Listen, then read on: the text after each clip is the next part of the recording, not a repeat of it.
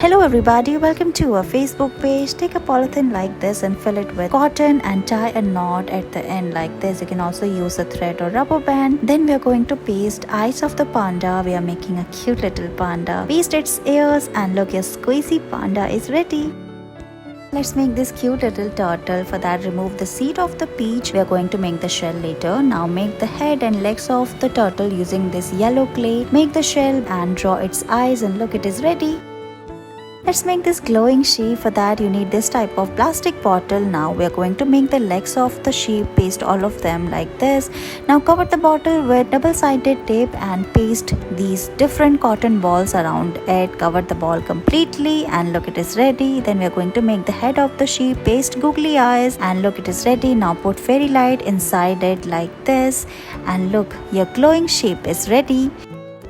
Look at this cute little toy. First we are going to make a shape of avocado and make its eyes, color it like this. Now make a hole in the center, paste cello tape on it. Now we are going to put this balloon inside and cover it from its side like this and look, it is ready.